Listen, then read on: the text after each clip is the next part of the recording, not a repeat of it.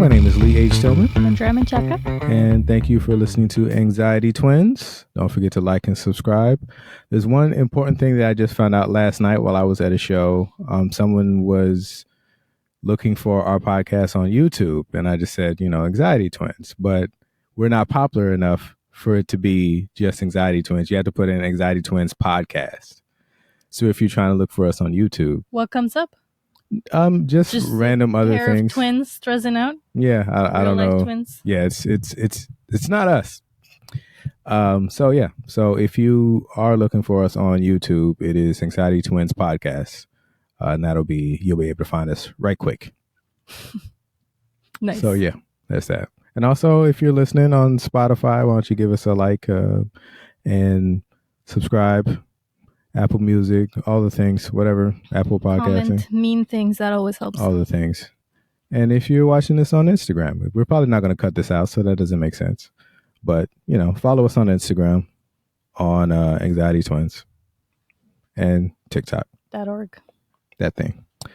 So last time we talked a lot about movies and TV on the last episode. Yeah, the whole time. Yeah, the whole time. But there was one movie that we had seen recently that we didn't talk about, and that was Highest to Lowest. Yeah. And we didn't talk about it at all after, and we haven't, it's probably been like a week now since we've seen it. Yeah. And I don't know how you feel about it. You don't know how I feel about it. So we're gonna. Should we do it on the count of three? Real life reaction to Highest to real Lowest. Life reaction. Should I say mine first or you first? You mean just general? Just in general, how'd you feel about it? On three? No, just I want you to talk first, and then. I liked it. Yeah. It was definitely not something that I've seen before. Cool. Well, yeah, that's true. So that's it wasn't like, oh, this is like that. It's not. Mm-hmm. It's just like its own thing. So that's true. At least it's very original as a thing. Yeah. Okay. You said you've never seen any Spike Lee movies at all, right? I mean, maybe. I feel like if you had, I feel like you would know if you saw a Spike Lee film. Like it's generally like an event. But remember, it's me. It's also not a movie. It's his very movies. Possible I would still not know. His movies generally aren't movies that you just stumble across. Generally, like they're not like you probably wouldn't stumble across.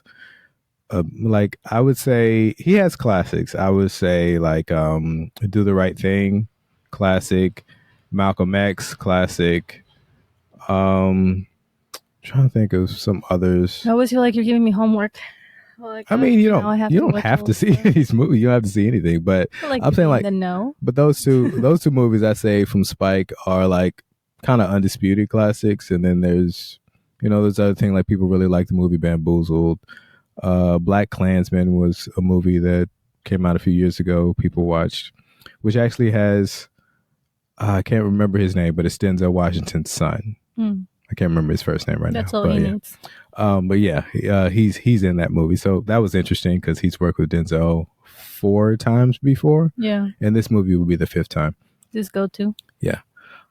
So I mean, not really because and also like Spike Lee has been directing movies since the late 80s, and his last movie was 5 years ago, which is the longest break he's ever taken. Mm-hmm. So he has like roughly like 50 movies. So, it's a lot. Yeah. And with those, there's a lot of classics and there's some awful movies, and then there's some, somewhere in the middle. And I would say this one is somewhere in the middle. There are, I went into this, I was going to watch it by myself because I wasn't sure how you would feel about it because I didn't have, no pun intended, did not have the highest of hopes for this one. Yeah. Neither did you have the lowest. Nor the lowest. Just because like his movies in the past, maybe like 10 years have been okay to bad, like it hasn't had a whole lot of like really great movies. The last movie he did with Denzel, I believe, was Inside Man, which was like pretty much all the movies that he's done with Denzel are like considered classics, like Mo Better Blues is another one. But his past few movies have been okay. The last movie that I did see was a Netflix film. And this one was weird because it went into theaters for like a week. And then right after that, it went to Apple Plus, which is weird, which I don't know. I don't know if 1 week that's all you get. I feel like it's better to, I don't know. This did feel like there were definitely moments that were cinematic that I feel like would have been cool to see in the theater. Yeah. I didn't even know that it was on Apple Plus at the time. That like I didn't realize it was going to Apple Plus that soon. But overall, I would say there. I went into it with this a reverence for Spike Lee because he's a director that I've grown up watching. So I always want to like everything that he does, and there are weird choices that he makes that I'm okay with because that's kind of like what he's known for. Spike Lee is not good at subtlety. Like that's one thing that he does not do very well is subtlety, and this movie wasn't particularly subtle. Yeah. And also because this is a remake of a classic movie of a director that he has a lot of reference for, Akira Kurosawa, a Japanese director. His was just called High and Low. And that movie is, considered a masterpiece. And going into this one, I was like, well, I'm gonna see. And there were just so many weird choices that he made that I couldn't quite get over, but there are also elements of it that I really love. There's too many things that I disliked about it for me to say that I loved what? it. One, I think the first thing is that I think the character, not Denzel himself, but like the character is too old. He should have been in his 50s. That's one, like he tried to make it. And the reason, him being like as old as he is, which is, I say about like 65, is because like that's about how old Spike Lee is. And I feel like, isn't it because that's how old Denzel is? Yeah, but I think he should have got somebody that was in their 50s. Yeah. I don't think he should have, like, if this is the story that he wanted to tell, I think he should have got somebody in their 50s. Or it could have been that he's just married to someone older and their kid is older and just everything matches a bit. No, it's just, but what this guy is, he's a music mogul. He said that he started his record label 25 years ago, which means he was 45 when he started, which is pretty old to be like who he is. Like it's mostly like hip hop and R&B. No one that's 45 is like moving the culture that way, especially. So it just feels like it. You don't think there's room for it to be that he started before, but he didn't make it to anything. I mean, financially stable until 40. I mean, possible. It just feels weird because I know and also like at 65, there's not a whole lot of music moguls that are still, like on the ground level, like listening to music like that. Like generally, if you're 65, you've already sold whatever stake you have. But that's what he was about to do, or he was supposed to. But that's kind of, I don't know. Like he was refusing to, but that's kind of like what he was supposed to do at that time. There's just, I don't know. There's no one currently that's that age that's doing this. It just feels more natural for it to be somebody in their 50s. He either should have chose a different job for him to have or have someone younger, because it just felt like a disconnect. The score of this movie was like really loud and dramatic at weird times. Yeah. Where it kind of like drew you out of it. That bothered me a lot. When he takes off his headband and it's like whoosh. Yeah, it's just like it just felt weird for that to be, to make that choice. Yeah, constantly because of the thriller sounds or like the suspense sounds. You're like, something terrible is gonna happen. Somebody's gonna fall off a 5th floor or something like dramatic like that, and it just keeps on not happening for the first hour. The first hour was just kind of like, I'm not really that invested because there was so many, like their kid had been kidnapped and I didn't feel like they were any urgency at all. I didn't feel they had any urgency when they're like, this does not look like a couple who just got their child abducted.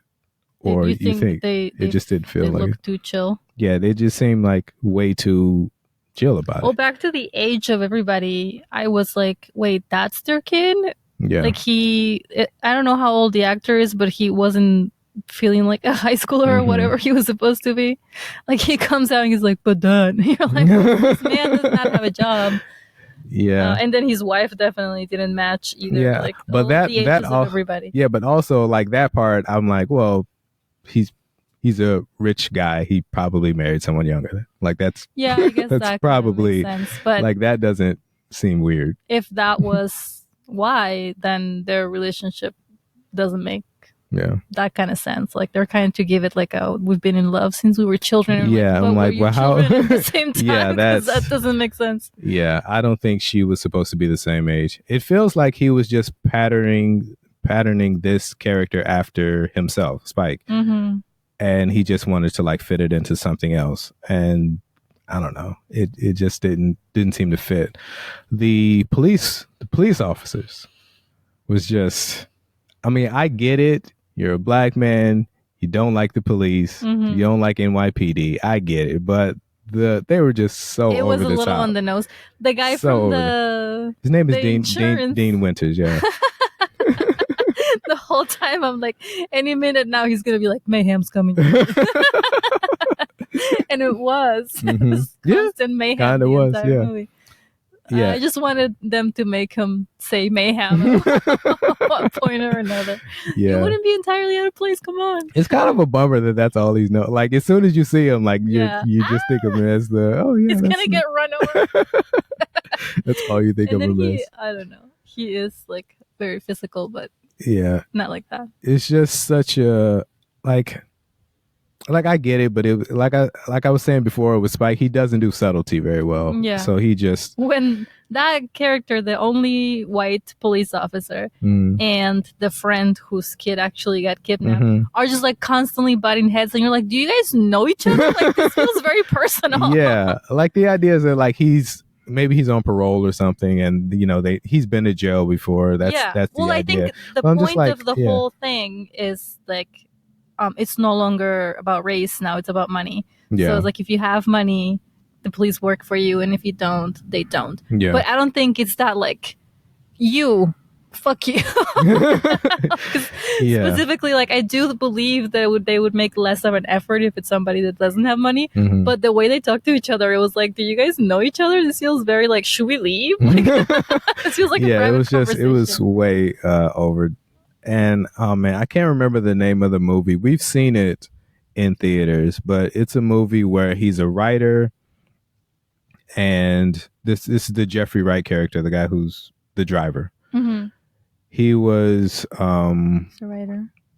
He's a writer, and he is trying to like get, I don't remember if it's a book or a movie made, but he has to like act more black. Yeah, I remember that. I can't remember the name of the movie. Yeah, like they do the scenes where like as he's typing, the scene is happening, and then he like goes back and makes it blacker, and they're like, so I don't remember what the movie's called. But we saw that in theaters. But it kind of felt like he was doing that character. He was like acting.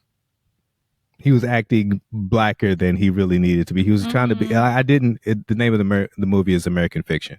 Oh, that's right. But that was a good movie. I like that one. Yeah, I did like the movie. I don't know if that trope is really true anymore. Like as far as like the only way you can get a movie made, and like because this was made in 2023. Yeah. The only way you can make a movie made is like to act blacker. Is to make it I'm like, I mean, it's like maybe 10, 15 years ago that would have been like absolutely true. Now it's not that level, but I don't know. But overall, I did like the movie. But I did feel like he was kind of being that character, like the character that's trying to act blacker in that scene. I didn't really, I don't know. Yeah. I didn't really love him in that part. Well, I think the stereotypes have changed. I don't think it's not true. I just think it's just like different stereotypes. Yeah, like now, it's probably true. Yeah. The quirky, nerdy black people are like the ones that they want because they want to like counteract the previous 10 years of different stereotypes. Yeah. So, but not in this movie. Yeah. But just like in general, it feels like that's what people are going for. Like even if like kids shows, wherever there's a black character, they have glasses and they're like, I know everything. So in the original movie, the person, there's a switch in the kidnapping, and he picks the wrong person.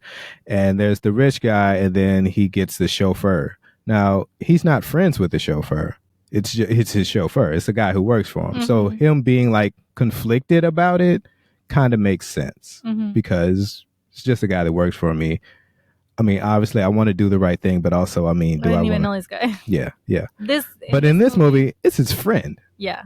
This is his quote unquote godson. Yeah. And like, you really have to wrestle whether or not you want to pay the money to get it back. Yeah. That part just was like, I don't know, man. Like, this doesn't feel. And the way that he justified it was like just pretty superficial. Like, there wasn't a lot more. Like, we never know why he makes the decision. He just goes away by himself and comes back. And he never, like, there's that scene where some people have been making fun of this scene, but I actually kind of like it, where he's like yelling at the pictures on the wall. Like, he goes in, he's like, Aretha, what would you do? Like, he talks to like James Brown. He talks to the pictures on the wall. What would you do in this situation? And he gets like emotional. And that just feels like a very Spike Lee thing to do. He does that in almost every movie where someone is talking to someone, then he'll show the picture of that person just so you'll know exactly what it is. And then he goes back. And, that does feel like a Spike Lee thing to do. So I wasn't really bothered by that, but some people have been making fun of that.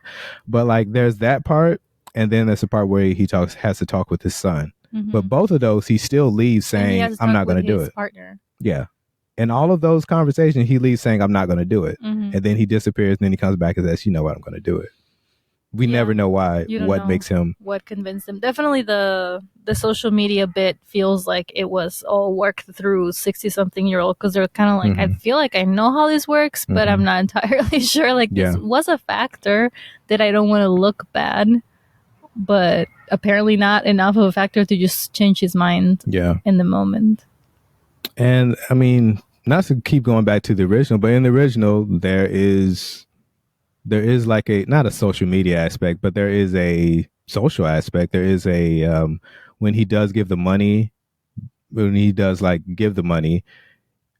all the people in the city are like writing, saying like he's this big hero. Like they respect him now. They want him to get his job back. That is so there still is like a social aspect to it. My favorite performance in the movie is A$AP Rocky. I feel like every scene was better when he was in it. Yeah, I think he won the movie. All in. Yeah, I think the rest of the movie kind of feels like a play, where you're like, they're actors in a play. I don't believe it, but it's entertaining. Yeah, A$AP Rocky were like, this is him. That's how he is. I've never seen him in another movie. Has he acted before? I feel like he has. Yeah, he has. This is probably the biggest part, maybe.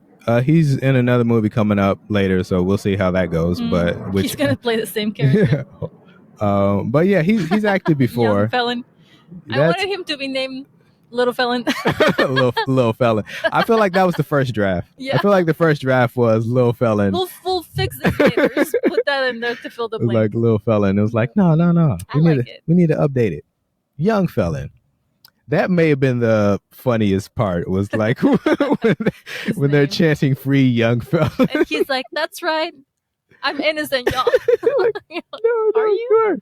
Your name is Felon. Yeah. That may have been the most hilarious part as far as like the writing of the movie. Like, I was kind of thinking they were actually going to sign him. Like in the movie, I thought they would sign him and they would work with him, because I feel like that's what would happen. I think the point of the movie was like they kept saying that not all money is good money, which feels like how you're saying. It feels like that's Spike Lee, what he would say as somebody who has money. Yeah. But in reality, like if he's trying to start a new brand and put eyes on his thing, it's true that attention is a currency. And I feel like it would have been more interesting if they had signed him, just to see like this guy actually says at one point, like, if it's almost like you're my dad, that I know so much about you. And it was just kind of like, it would have been like a nice, heartwarming, like full circle thing that actually just makes financial sense. Yeah. And they're kind of using each other. When he goes into the studio and he's like hunting the guy down, trying to get his money back. The first thing he does is like critique his music. Like he doesn't like yo, where's my money? Yeah, it's not first. It's first like, why are you here? You should do these ad libs or whatever like that. He's like producing. He's producing his track. But they're also like the rap battle. That's what I love about Spike is just like it may be hit or miss, but when it hits, it's like you're not going to see that in any other movie ever. Yeah, like that. It's just such a specific thing. Yeah, that was probably my favorite part of the movie. What do you think was the point of that scene when it's like the very beginning almost when he goes to his office and his partner goes there? And that's the one where I told you that I felt like I hated his suit because it doesn't fit. For somebody who has that much money, the suit should fit. Yeah. But what do you think was the point of like all the walking around the office that they did? I don't know. I think he just thought it was cool. I feel like that scene was not well written, so they added a bunch of extra stuff. They just moved around to make it more to make it seem more dramatic than it actually was. Yeah. Yeah, it felt kind of like this is an important man. Mm-hmm. That's kind of what we're going for. But the fact that I just saw his suit not fit from every angle didn't make me feel more like he was more important than he was. If he was sitting and in like a position of power where like, you know, when you walk into an office and the seat is facing you instead of like from the side, that would have been more like powerful than just like, why are we like doing this shit? Yeah, it's just that he just makes these choices, and sometimes when they work, they're amazing. But you're just kind of like, I don't know why you did that. As an actor, you'd be like, I don't want my double chin on a quarter of this. Also, speaking of that, like whoever did Denzel's hair, they had perfect hairline, perfectly black. Like I don't know, they weren't fooling anybody. He didn't look younger than 65, but his hair. You want to plug in some gray hairs in there to make it look more real. But whoever did his hair, they were on point. They should be. Yeah. They need a raise. But it didn't make him look younger. It didn't make him look younger, but like his hair looked very good. It looked like it was growing out his head. Yeah, it's very nice. There's the weird scene when on the subway train scene was a good scene. I think it was like really good, dramatic. It was paced well. The only part that was weird was like when he accidentally drops the bag and someone catches it. Like, how did they know to be like everything else seems so well orchestrated? The one guy takes the bag, he takes it on a motorcycle, gives it to someone else. Yeah. He picks up the bag, gives it to someone else on a bike, and then he goes back to dancing. He's like, and like everything else is done. Like, how did he like accidentally drops it? And someone he told him where. Yeah, but one of them like pulled the brake. Yeah. So that I don't know. They told him to go in between. But that doesn't mean he's gonna drop it. Yes. The whole time you're like, why are you not being more careful with this bag that has like all of your money in it, and he's wearing it on one shoulder, and I'm like, strap it to the front of your body. I want to see like bungee cords around you. Like, be more careful with this. And then of course he drops it. Yeah, that was like, but that was a little weird. Feel very real. And also that the police and him were like not thinking that it's lost forever. Like when that felt like an accident, so you would say, oh, it fell in like anybody took it. Maybe it was part of the plan, maybe it wasn't, we don't know. And so we're like, apparently he has a bunch of people working for him, but when Denzel comes to catch him, nobody except for the engineer that just walks out. The engineer, he points the gun at him, he just walks out. We never see him again. And no one else. It was played by Cardi B. Also, why was Cardi B? She was. No, she wasn't. Ice Spice was in the movie. Yeah. But for no reason. It was so weird to see Cardi B, like, you know that thing she's doing now where she goes on the subway and pretends to sell her CDs out of a box? She should have been, that should have been it. Walking by like, $20, $20. Like, that would have been hilarious to have her in the scene, like in the subway scene or something, her just on the street selling stuff. Yeah, that would have been hilarious. Just like, get out of the way, Cardi. There's money on the line right now. Yeah, but Ice Spice was in the movie for whatever reason. And a lot of Puerto Ricans. Yeah. Well, it was the Puerto Rican Day Parade. Rosie Perez, who is like, I don't know if her first movie was a Spike Lee movie, but like she's in Do the Right Thing, and a bunch of other movies. So that was kind of like a throwback to that, just to show because she's announcing the parade. that was, just a little cameo to Just have to her in use there, her just for to have her something. in there. So that was cool to see. Yeah. But Ice Spice was wearing her hair different. yeah, I don't know why. Like, why would you want to? If you're gonna have Ice Spice in the movie, then have Ice Spice in the movie. Why would you? She's only there just to be like, hey, hi, Yeah. and then I that's want to it. be a singer. And she's not the only one. There's the hippie girl by the door. Hippie girl by There's the like door. a few that the point is like this man gets constantly harassed by artists being like, please book me or sign me or whatever. Yeah. But yeah, they don't really give her a lot. I wonder, maybe she just didn't have the time to be in more than one scene. I don't know. And the woman who played the girlfriend, A$AP Rocky's girlfriend, was also a singer, Princess Nokia. Which she's the other one that was very believable, and it, although kind of confusing. I feel like Ice Spice could have had that the part. Girlfriend, yeah. That would but it was kind of confusing as far as the plot line goes because she lets him in to the apartment and then says that she recognizes him from the whole kidnapping thing, not from the fact that her boyfriend / fiance or whatever is obsessed with him and constantly watches his podcast. And then also this like dummy didn't know that there was a bunch of money under her bed. You're like, you never mop and be like, oh, what is this? she seems to know absolutely nothing about his life. And she just tells him where to go. Yeah. Gets like, all the information. It's like, cool. Here he is. You can go murder him. Here's everything you need. When A$AP Rocky's like, that bitch. Why does she have to be a bitch? Why does she have to be a bitch? Why does she have to be a bitch? There is a whole lot about this movie that is very much old guy talking to the younger generation. Like that's why I really wanted him to sign him. That's what a lot of it is. But like talking like negative. Then it would have been a movie about friendship.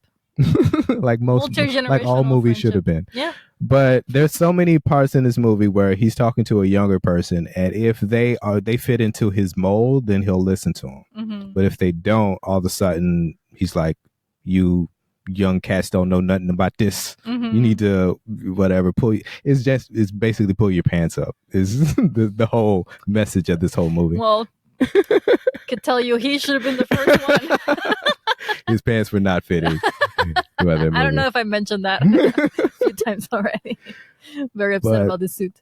There's the one scene he has with his son, with Kamala Harris on the wall.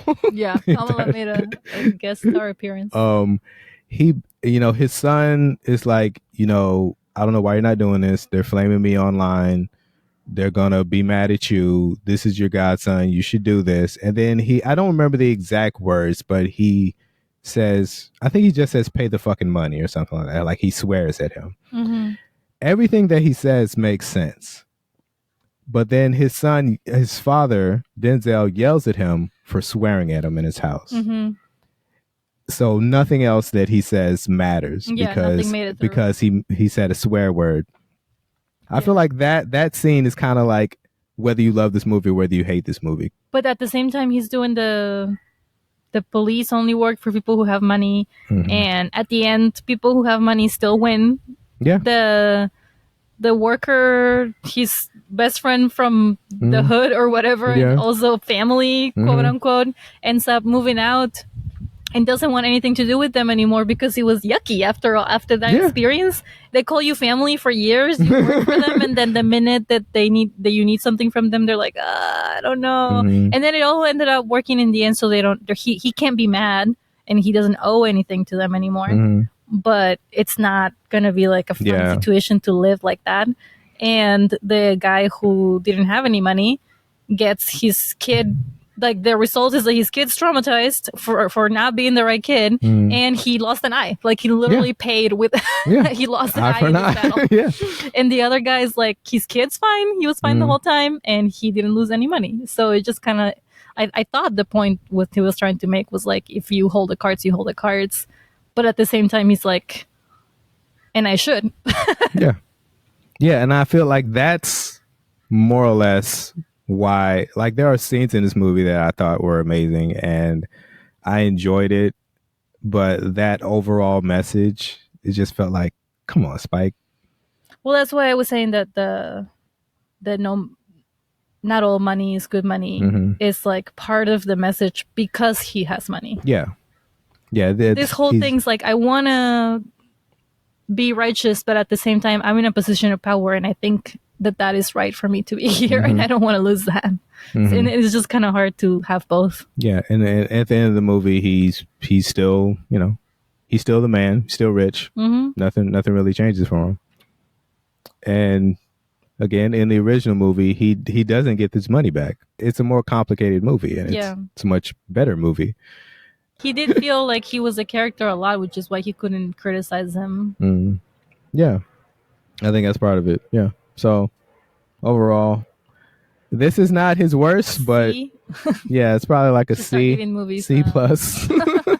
In the original, did they have the thing about the bills, the size of the bills and all that? It was the size of it had to be fit in a certain suitcase. And the reason why is because he had to like put it outside of he had to throw it outside a train, and the window only opens a certain amount. So he was like, well, you have to put all this money in, a suitcase that fits this size. So it was the same thing. I could tell that was from the previous movie because it didn't make any sense with this felon. Yeah. Like he was not smart enough to ask for Swedish money or whatever it was. Like, what's he going to do with Swiss francs? In this exact size. And then the lady that was the police officer lady that's like, oh, well, that's because this much money weighs this much. And is like, does he know that though? This seems like something he saw on TV. Yeah, and then you just kind of worked it. He had the idea and he just kind of worked it in. He just worked it in there, but it was a tight squeeze. Yeah. It didn't make a lot of sense. Yeah, and then it didn't matter. It could have been any number of. And did they put it under the bed? Yeah, that person who puts smart it enough. under the bed doesn't ask for foreign currency. For Swiss francs. Like after he gets all the money, he's home. He's recording at his studio, which is like neighboring to his apartment. Like, bro, get out of there. What are you doing? You have so much money to like hide. And yeah, it was just too easy. Like, get there and it's under the bed. Come on. It would have made more sense that they catch him on the street than. Yeah. That's why they didn't find the money originally, because it was just way impossible. Yeah, I didn't like the rap video at the end though. Like where he's in jail. That was probably goofy. If he had been signed. Yeah. But he wasn't. Yeah. That part was goofy. Like goofy. That's what that other scene could have been if you're like it's such a fine line. Yeah. It's a fine line. Because it looked like what Spike Lee thinks a rap music video looks like in 2025. But they exist. Because he's an old man. At some. Yeah, but like, but his idea of what a rap video would look like is that, which is probably true. Like maybe in the 2000s, in 2010, maybe not even 2010. I say like 2000s. That's very much like what a rap video would have looked like. But like, that was probably the last time he was paying attention. So this definitely feel like a 60-something-year-old man. It did feel like Orange is the New Black on Broadway. That's what it felt like. The song at the end isn't great. It's fine. And it's not necessary. But yeah, it's not necessary. They could have ended it right after, the conversation. Yeah, the conversation. That could have been it.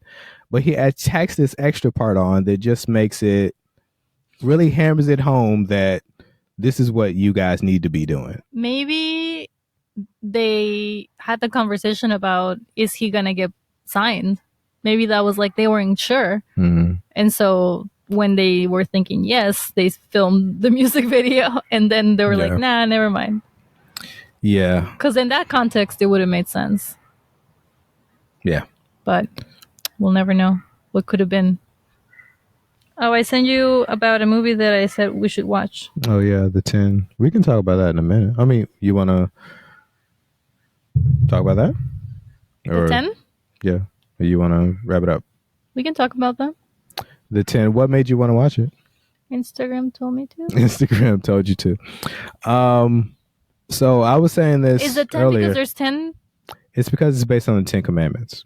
Oh, I thought it was because and it's kind of like so many actors on that. Yeah, so it's like a sketch. That's why there's so many actors. It's 10 different sketches, and they all kind of tie into the 10 Commandments. The people that made it is the state. They were a sketch group. And then they got a TV show on MTV, the first I feel like they were probably the first sketch show on MTV. This was, I don't know, I think the show had already ended by now, but I believe this was the first thing that they did after that. I don't think it ever got released. And people were just like, oh, this is this movie by this sketch show that we like really love, but like the people won't let us see it or whatever. Like it was, the man's trying to hold us down. And then I think people started seeing it, and I'm sure there are people that absolutely love it, but for the most part, most people said that it's not great. It's 10 different sketches.